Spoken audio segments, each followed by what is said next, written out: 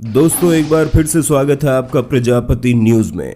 TikTok TikTok TikTok नहीं, हमें TikTok की माला जपने का कोई शौक नहीं है। वो तो हम इसलिए आपको इस ऐप का नाम याद दिला रहे हैं क्योंकि अगर आप इसके प्रेमी हैं तो आपके लिए बहुत अच्छी खबर है, और अगर आप इससे नफरत करते हैं तो फिर इसे झेलने के लिए तैयार हो जाइए। जी हाँ दोस्तों, टिकटॉक को जब से भारत में बैन किया गया है उसकी हालत खराब है और उसके लिए टिकटॉक कुछ भी करने को तैयार है। अब आप बोलेंगे टिकटॉक ने अब क्या कर दिया, तो दोस्तों उसी चीज को आज मैं यानी आपका दोस्त विशाल प्रजापति आपको अपनी इस वीडियो के माध्यम से बताने वाला हूं, जिसे सुनकर आप वाकई में हैरान हो जाएंगे। चलिए वीडियो को शुरू करते हैं, लेकिन हाँ, वीडियो शुरू करने से पहले एक छोटी सी रिक्वेस्ट है। वीडियो के नीचे रेड कलर का सब्सक्राइब बटन दिख रहा होगा, उस पर क्लिक करके सब्सक्राइब कर लें और साइड में बेल आइकॉन भी दिख रहा होगा, उस पर भी क्लिक कर लें ताकि आपको वीडियो मिले सबसे पहले। दोस्तों ये बात तो हम आपको कई बार बता चुके हैं कि जब से टिकटॉक को भारत में बैन किया गया है इसके ऊपर मुसीबतों के काले बादल मंडरा रहे हैं। और इस समय टिकटॉक पर जो सबसे बड़ी मुसीबत है वो कुछ और नहीं बल्कि अमेरिका और ऑस्ट्रेलिया में भी टिकटॉक को बैन करने की बात कही जा रही है।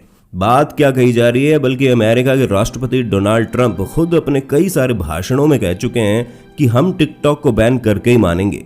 ऐसे में टिकटॉक की हालत पूरी तरह से खत्म हो चुकी है और उसे कुछ भी समझ में नहीं आ रहा कि वो क्या करे। और इस चीज से बचने के लिए टिकटॉक ने अपनी पेरेंट कंपनी बाइटडांस से अपने सारे संबंध तोड़ते हुए माइक्रोसॉफ्ट के साथ जोड़ने का फैसला किया है। जी हाँ दोस्तों, टिकटॉक ये बात बहुत अच्छे से जानता है कि अगर भारत के बाद अमेरिका ने भी उसे बैन कर दिया तो कोई दूसरा देश उसे चलाने के लिए प्रेफर नहीं करेगा, क्योंकि अमेरिका काफी इन्फ्लुएंसिंग देश है। उसके साथ ही भारत में इसके सबसे ज्यादा यूजर्स हैं और अगर एक बार इसे अमेरिका में बैन कर दिया गया तो वापस ला पाना काफी मुश्किल होगा। और इन्हीं सब हालातों को समझते हुए टिकटॉक ने फैसला किया है कि वो सबसे पहले अपना सारा संबंध अपनी पेरेंट कंपनी बाइटडांस, जो कि पूरी तरह से चाइना बेस्ड है, उससे तोड़ते हुए माइक्रोसॉफ्ट के साथ जुड़ेगा। यानी वो एक तरह से अब अमेरिका का एप्लीकेशन कहलाएगा। पर ऐसा करने के पीछे ये बिल्कुल मत सोचिएगा कि टिकटॉक का कोई लॉस है, क्योंकि चाइना जहां पर टिकटॉक की पेरेंट कंपनी है वहां पर इसका गिने चुने लोग इस्तेमाल करते हैं, लेकिन सबसे ज्यादा इस्तेमाल इसका भारत में ही होता है। और फिर इसके अलावा भी कई सारे देश हैं जो इसका जोरों शोरों से इस्तेमाल करते हैं, जिसमें अमेरिका भी है। लेकिन अगर अमेरिका ने अपने हाथ खड़े कर दिए तो टिकटॉक की नैया डूब जाएगी और ये चीज वो कभी नहीं होने देगा। इसी वजह से उसने एड़ी से लेकर चोटी तक का बल लगा दिया है। वैसे दोस्तों इस बात पर माइक्रोसॉफ्ट ने अपनी कोई टिप्पणी नहीं दी है, लेकिन सूत्रों के माने तो कोलैबोरेशन के सारे पेपर्स रेडी हैं, जिसके बाद टिकटॉक का हेड ऑफिस से लेकर डेटा सेंटर तक सब कुछ माइक्रोसॉफ्ट के अंडर होगा, जिससे टिकटॉक के अमेरिका में बैन होने के चांसेस बहुत कम हो जाएंगे। अब आपके दिमाग में सवाल चल रहा होगा कि ये तो टिकटॉक अमेरिका से अपना बैन रोकने के लिए कह रहा है, भला हमारे भारत में इसका क्या लाभ। ऐसे में दोस्तों आप लार्जर पिक्चर देखिए, जहां आप ये साफ साफ देख सकेंगे कि किस तरह से टिकटॉक अपने यूएसए बेस्ड यूजर्स जो कि 8 करोड़ है उन्हें बचाने के लिए अपनी पेरेंट कंपनी को भी धोखा देने को तैयार है। ऐसे में इंडिया में तो इसके 20 करोड़ यूजर्स हैं। आप खुद ही सोचिए उसके लिए टिकटॉक क्या कुछ नहीं करेगा।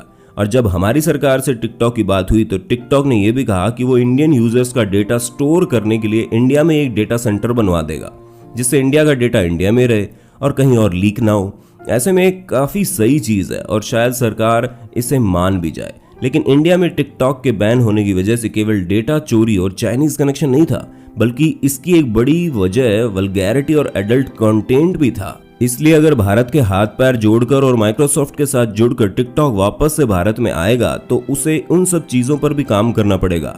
वरना तो आप इस बात को बहुत अच्छे से जानते हैं कि जिस तरह पहले भारत का एक युवा और यूट्यूब कम्युनिटी के लोग मिलकर टिकटॉक की बैंड बजाने में तुले हुए थे, वो वापस से दोहराया जा सकता है। हालांकि जब हम टिकटॉक के ऊपर वीडियो बनाते हैं तो हमारा ऐसा कोई भी उद्देश्य नहीं होता कि हम टिकटॉक के बारे में बुरा भला कहें या फिर उसे नीचा दिखाएं, क्योंकि हम शुरू से ही कहते हैं कि प्लेटफॉर्म कोई भी हो, सही या गलत नहीं होता। गलत होता है सिर्फ एंटरटेनमेंट देने का तरीका। हाँ, टिकटॉक की वजह से लोगों को चीजों को लेकर सहन शक्ति थोड़ी कम हो गई है।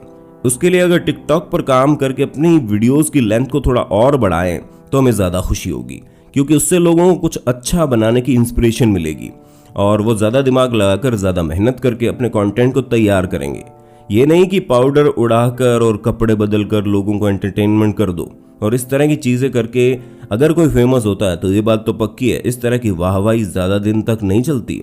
जैसे कि इस वक्त कोई भी किसी टिकटॉक यूजर को पूछ भी नहीं रहा है। पर दोस्तों हमें तो लगता है कि अगर टिकटॉक ने अपने अंदर थोड़े से बदलाव किए और वापस से इंडिया में आया तो फिर ये धूम मचाने के लिए तैयार हो जाएगा।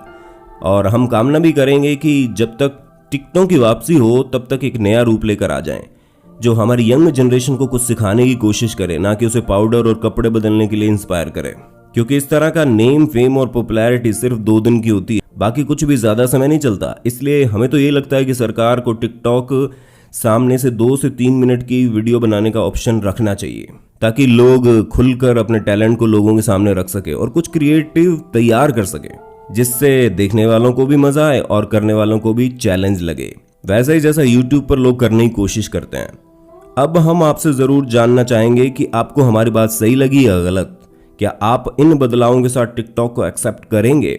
ये भी हमें कमेंट में बताना बिल्कुल मत भूलना। और ऐसे इंटरेस्टिंग वीडियोस लगातार देखने के लिए हमारे चैनल को लाइक, शेयर, सब्सक्राइब कर देना। मिलते हैं नई वीडियो में, तब तक के लिए जय हिंद, जय भारत।